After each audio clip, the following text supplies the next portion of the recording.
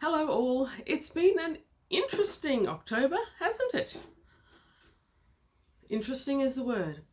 Okay, so in this video I'm going to do a bit of a wrap up of the things that I read in October, have a look at some of the things I'm planning to read in November, and of course there's a tiny bit of a book haul because I really can't resist.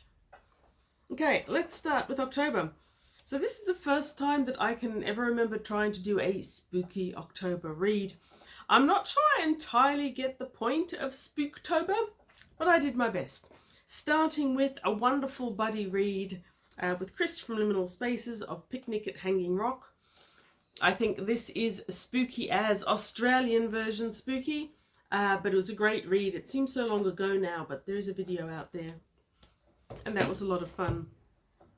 That start to November, or start to October and ending of September, is part of what precipitated me into this whole spooky read business. That and Andrea over at Infinite Fate Text, who is a wonderful distraction to my reading plans and has pretty much roped me into Dinovember as well.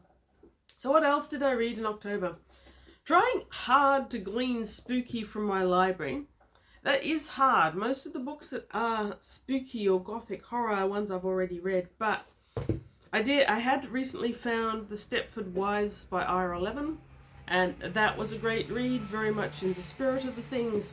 I also had The Scarecrows by Robert Westall. That is, I would say we'd call it today a young adult book, or maybe late childhood. That was also great. All of these ones are reviewed, by the way. Then I realised that I didn't have that many novels left, and the bulk of the spookiness was in short stories. So I started and finished Tales of Mystery and the Macabre by Elizabeth Gaskell. Mrs. Gaskell was a great reading experience this month, and I'm very grateful for Spooky October because I've had that for a while and I never got around to it. Short stories being what they are. Now, short stories being what they are, I read 5 or 6 from Stephen King's Nightmares and Dreamscapes. There's a lot more, and I may read a few more here and there. I have The Call of Cthulhu and Other Weird Tales. I read and reviewed about 6 stories from this one as well. And my beloved Second Hammer horror film omnibus by John Burke. Now, there's 4 stories in this, and I read and reviewed 3 of them. The Plague of the Zombies, The Reptile, and Dracula, Prince of Darkness were all marvellous reads that I thoroughly enjoyed. The last one was Rasputin the Mad Monk, and I was actually quite keen on that because I had no idea what that one would be about, and the other 2 that I didn't know, The Reptile and The Plague of Zombies, had been really good. I have DNF'd Rasputin the Mad Monk, and I haven't done a review on it because DNFing a short story I feel doesn't require a review. But I will say that it started really well. It started in this inn in some isolated part of Eastern Europe. And this monk, who's wild and unkempt, comes into the bar and wants a drink. Only the innkeeper is upstairs with his dying wife. The monk crashes in on the deathbed room and lays his hands on her and heals her. But he also does some other pretty nasty shit. And so the entire village goes off to the monastery, and the monastery, hearing the things that he did, cast him out. Whereupon he goes to Moscow. Now, up to now, I've been really enjoying it. I was liking the vividness of the storytelling. I was liking the setting. There was a lot there to like, and there was nothing that I disliked. When we reached Moscow, things turned around, and I'm not sure if it's a me problem or a book problem. So if you've read it, let me know what you think, because I'm quite curious about this. We start in Moscow with a sexual assault, which was non-graphic. It was most suited to the time that this book came out, which was in 1967, and you didn't want to be too graphic. This one wasn't graphic at all. It was purely, mostly hinted at. And whilst it all wasn't gratuitous, I'm not sure, but it disturbed me. And I don't have a low bar for disturbances. Normally I just read the thing and keep going, but I really disliked the story from that point, and I limped through another couple of pages, paragraph at a time, but I really wanted nothing to do with it after that particular piece of writing. Not saying that you shouldn't read it, not saying that you won't like it. It's dated, it's a thing that happened. I just now feel this sense of distaste whenever I look at that story, so DNF there. However, I had many other joys. Angela Carter, The Magic Toy Shop. This is the second novel. It may not be what most people think of as a spooky, as I describe in the review, which you are welcome, nay encouraged, to go and watch. What else? I also reviewed The Last Vampire by Willis Hall, pictures by Babette Cole. This is very much a children's book and quite a young children's book. But there is a vampire, so that's spooky, right? Even if he prefers oranges to throbbing jugulars. And finally, I read and reviewed My Beautiful, My Delightful, A Night in the Lonesome October by Roger Zelazny. Now, this one should really have been in my top 10 covers video, which I did also do in November in response to Richard at Vintage SF's channel. Though I believe it was actually Ben who initiated that. It's also goes around, comes around. Anyway, brilliant cover, great review, go read it. Sorry, I meant great book. I reviewed it. Go watch the review. It may be a great review, tell me. The one that I haven't talked about is Ted Hughes' Birthday Letters. If short stories are difficult, then poems are even more difficult. I don't think I've ever reviewed any on this channel. I rarely even review them on Goodreads, because not having ever studied literature in any sense, I feel like I don't really have the tools or even the toolbox to review poems. But Ted Hughes is one of the only modern artists where I would buy a book sight unseen, and I may review this one because there's plenty to say about it. Tell me if you would like to see that review. Still haven't decided. Okay, so what have we got next? Dinovember. Dinovember started allegedly as a buddy read concept between the lovely Andrea at Infinite Text and Brian at Bad Taste Books. I can't call you lovely, but I do thoroughly enjoy Brian's channel. He's got a great outlook on books and a very non-traditional way of thinking about books and reading them. Love it. So, having roped myself in, I can't claim they roped me. No pressure was exerted, no blackmail happened, but I'm going in with Dinovember. Apparently it's turned into a big thing. There's a whole heap of hosts, including Richard from Vintage SF, Jim from Mystery and Mayhem, Rob from SpaceArchives, hi Rob, Roy and Roy reads Anything, done, and Virgil from Literally Books. Hopefully there will be sometime in November a live chat between Chris from Liminal Spaces, Virgil from Literally Books, and myself. I'm looking forward to it. We may discuss dinosaurs, because what I've got is I've got a bit of a lineup of books that I would like to read. Now, what I don't want to do is what I did in October, which was I kind of limited myself only to spooky reads, and I got a bit of reading indigestion from that. I'm going to have to swap it around in November, but I am really looking forward to more occasions of starting a book at the front cover and finishing it at the end. Short stories do my head in after a while. So, I have purchased and put aside some books right here that might be suitable for Dinovember. Let's start with Anne McCaffrey's Dinosaur Planet. I don't think we can argue that this is suitable for the challenge. And I also got Anne McCaffrey's Survivors Dinosaur Planet 2. These are in virtually new condition, and I've been eyeing them off from the seller, the marketplace seller, for some time. So I finally got around, bought them. No creases on the spine, but you wait. I can work on that. And I'm not sure that I've read both of them. I think I read Dinosaur Planet a very long time ago, but I don't remember it at all. I also have The Great Time Machine Hoax by Keith Laumer, thoroughly dinosaur cover, if nothing else. Keith Laumer is very, very hit or miss, and when he's a miss, It's a long, long mess, but we'll see how we go. I also have Brian Aldiss and Age. Again, look at that dinosaur hatching. Isn't it cute? So cute. So these are the paperbacks that I may or may not get to in the next month. I think I should get to a couple of them at least. Also, I have here in the reread territory a non-fiction, which is The Dinosaur Heresies by Robert Bakker. This was a big thing when I was at uni, but I haven't read it for many years. I've always held on to it, and I wouldn't mind rereading it. We'll see how we go. I haven't been reading enough non-fiction recently, so that would probably be a good one. I'll see how it stands the test of time. I've also got The Enormous Egg by Oliver Butterworth in the children's section again. But when we talk about our favourite dinosaur, let's face it, my favourite dinosaur is always going to be Archaeopteryx.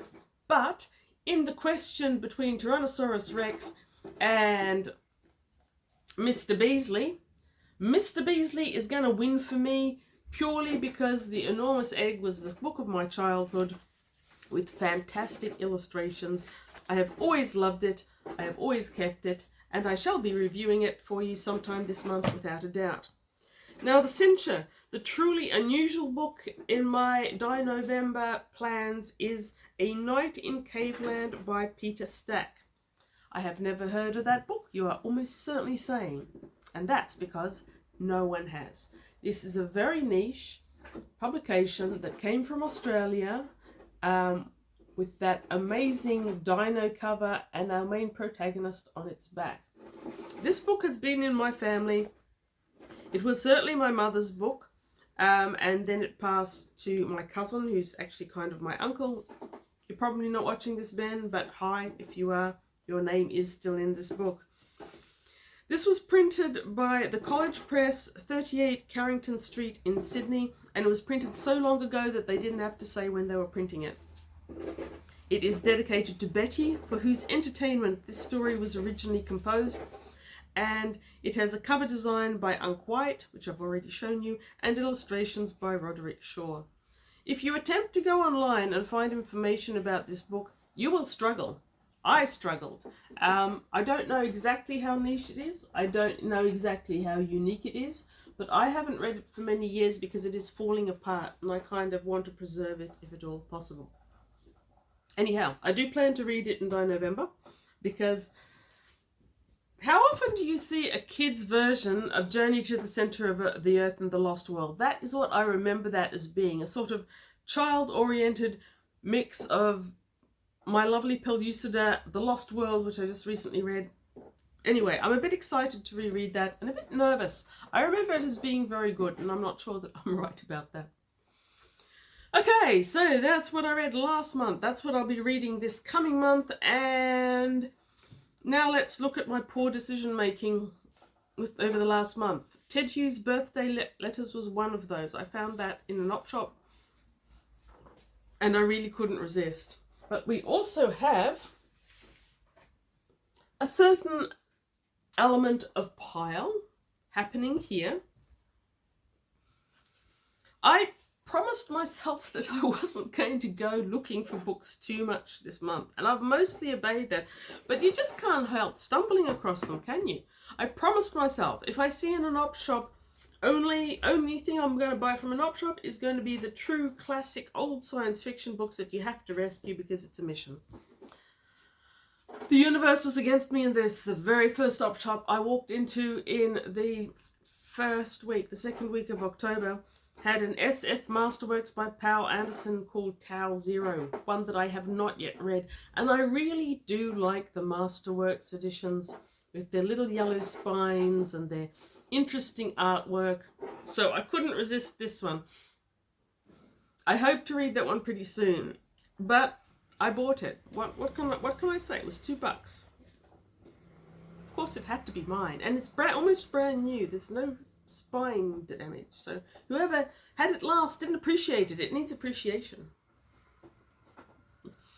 Having broken my vow already, I was much easier to break it a second time, as all good pulp writers know. And I found An Artist of the Floating World by Kazuo Ishiguro, of whom I know nothing except that Chris over at Liminal Spaces talks about them a lot. So I found this again, it wasn't expensive, and I thought, why not? I'll have one on the shelf. Maybe I'll find out a bit of what so many people are raving about, some of whom I trust a lot. I found C.S. Lewis Out of the Silent Planet in Pan Books, as you can see on the cover, because op shop people are barbarians. It cost me $2. Look at that cover. Really like it. Couldn't resist it. I would love to read the C.S. Lewis Out of the Silent Planet series again. There's 3 of them. I only own 1. I think I've got that Hideous Strength. But yeah, I would like to read them again. So it was a no-brainer to purchase that one. Again, the old pans that I like so much. The Shirley by Darcy Nyland. Now this is another classic Australian story. It's very much of its time. It got made into a movie, as you can see here on the back cover. I've never actually seen the movie, but I did read the Shirley years ago. I no longer have a copy, and it's in an old pan book, which I couldn't resist. So all of those things together, it's mine. Done and dusted. And I found a Jack Vance, the 5 gold bands. This one is in as a Granada edition.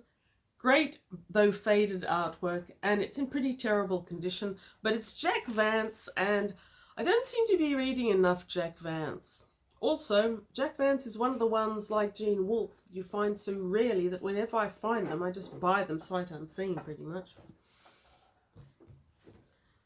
Already on a roll, I found Alan Dean Foster's Ice Rigger in a shop that I just happened accidentally to be in.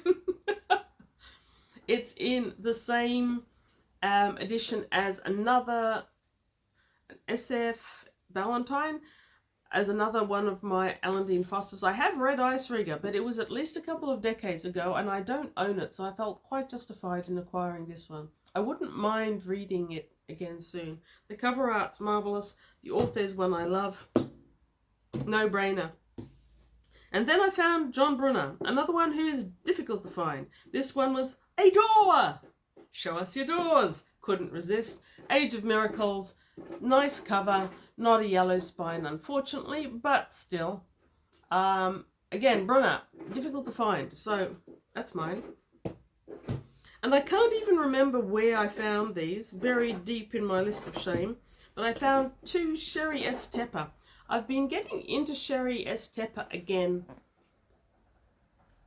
recently. I've read a couple of hers. I don't think I've reviewed all of the ones that I've read, but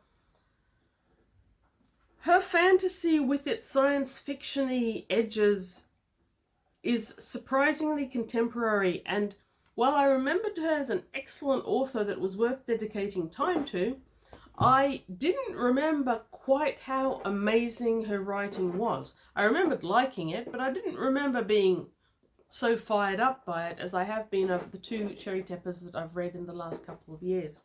I would probably never have dipped my toe back into Sherry Tepper's extensive and slightly intimidating books series if it wasn't for my sister raving about them. Sherry Tepper was a favourite of hers, and when I started rereading them again, I saw why. So, October's done. November is yet to come. Much reading shall occur. I've got piles, but this time I am not going to immerse myself quite as much into the reading only one thing. I need more variety. I need some science fiction, maybe a David Brin. I need some moving parts to my reading life. Thank you very much for watching. Tell me about any of the books on any of my lists that you know, but especially tell me about The Night Caverns if you know about it. I don't suspect anyone but Australians are likely to, but there's few Australians out there. If there are some in my acquired pile that you absolutely think I have to read, let me know that. And have a great reading month of November, and read good books in it.